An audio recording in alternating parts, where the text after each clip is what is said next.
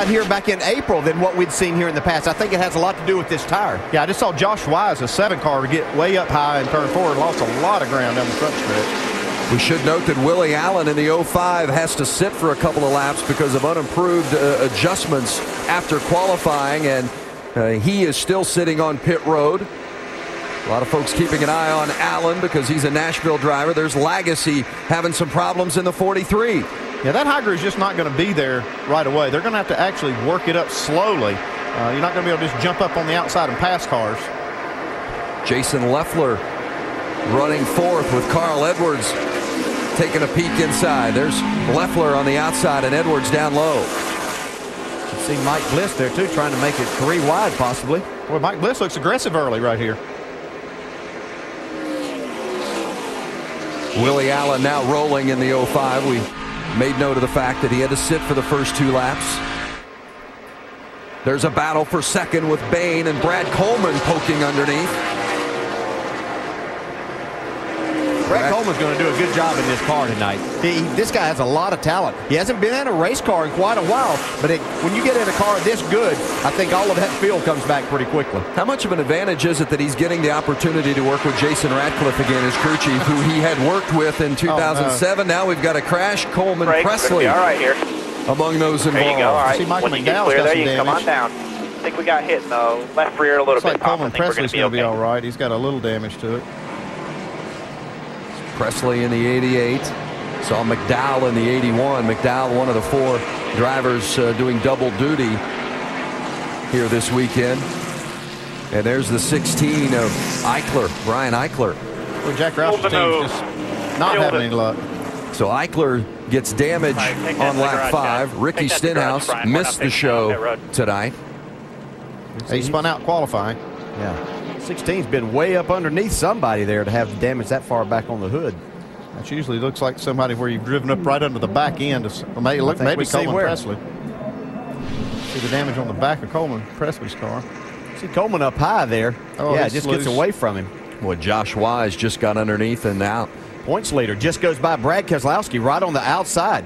Yeah, it looks like the 16 car must have gotten underneath the 81 of McDowell. Trying to avoid this. You see McDowell now run the high groove. Now he's looking for a place to go. Watch it from the view of Brad Keselowski and his onboard. Think about when you win championships and things that happen. Those are things right there that you'll look back and say, man, we dodged a bullet. Brian Keselowski, his brother, also dodged it from the inside.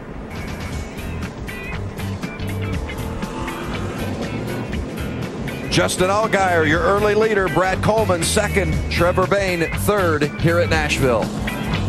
Pennzoil. Beautiful night in Lebanon, Tennessee, and we're under caution here early for an incident involving Coleman Presley and Michael McDowell, also Brian Eichler. And that caution gives the 73 car the Aaron's Lucky Dog free pass. As the first driver 1 lap down, now he gets back on the lead lap. There's a look at Derek Cope, the 73. Well, a couple of guys just missed having their night ruined early because of that incident, including our series point leader Brad Keselowski, who dodged that incident. When nothing tears up your championship hopes like a wreck on the 5th lap of the race. Yeah, the big loser in that wreck was Brian Eichler there with that 16 car. Got a lot of damage to the front of it, and he's off the track right now. Yeah, driver and team that needed to get some laps under his belt, and unfortunately not going to happen for them. You know, we mentioned Willie Allen had gone to the back. We should also mention that Robert Richardson had to go to the back because of a backup car. Jeff Green because of an engine. Taylor Malsom because of an engine. And Willie Allen, as we mentioned, the unapproved adjustments on that car. So the pace car is off, ready for the restart. Allgaier on the inside. Brad Coleman on the outside. And we're green.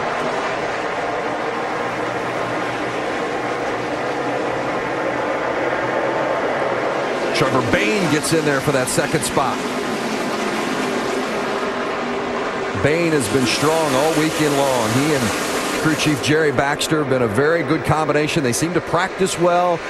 They get solid spots in qualifying, and then the race comes, and they don't have much luck. Well, that's part of the learning curve for the driver. I mean, these guys are good as far as Jerry Baxter and the crew. They know how to adjust his car, but he needs to be able to tell them what they need and predict what the car is going to do. And you don't do that with experience. You can't do it without having that experience and knowing what the car is going to do. Because he's not positive exactly what he needs either. You know, what it's going to take to run 300 miles here and be competitive all night long. As soon as he figures that out, then he's able to give a little bit more information each and every week. Scramble there for 15th place. The 62 have gone. That's Brad Keller in the 35, Michael Annett in the 15. Or Jason Keller, I should say, and Michael Annett in the 15. Scott Riggs, a former winner here in the 21.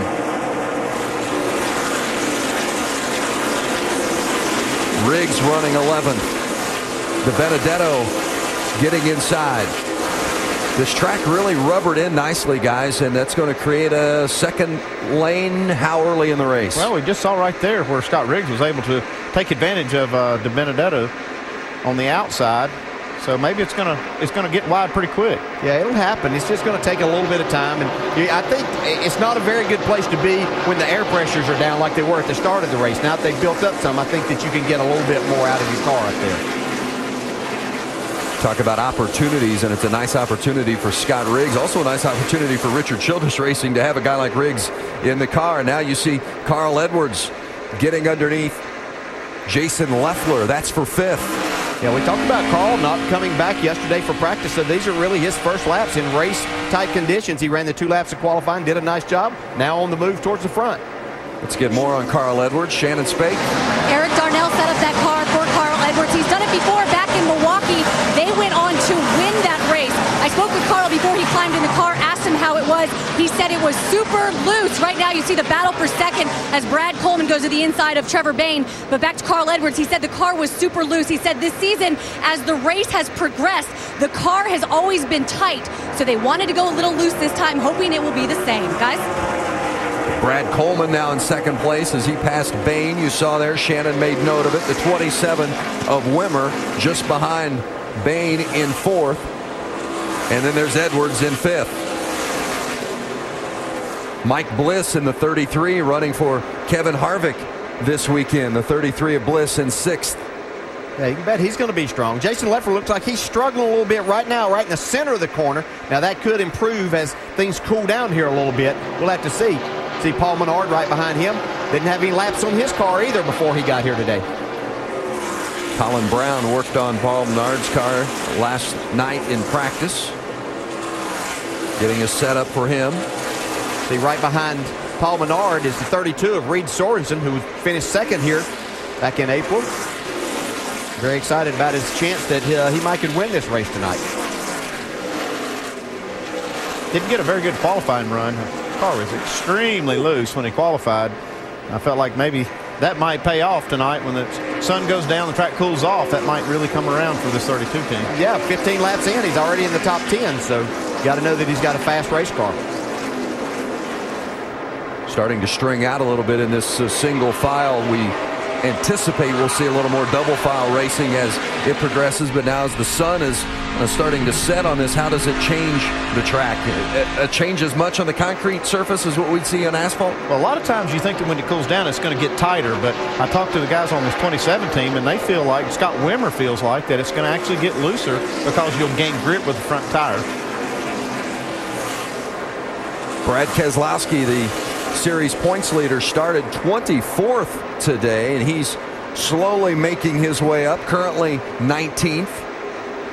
He's kind of taking his time, and that's smart on his part. We heard Brad say earlier, this is a long race. It is 225 laps, so he has plenty of time to get himself up there. Just needs to be careful at this part of the race. Shannon?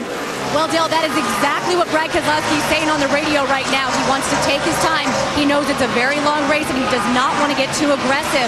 But I spoke with the team about the qualifying effort. They said the car was really loose. And while some of the team members were pretty upset the fact that they qualified 24th. Brad Keselowski was not.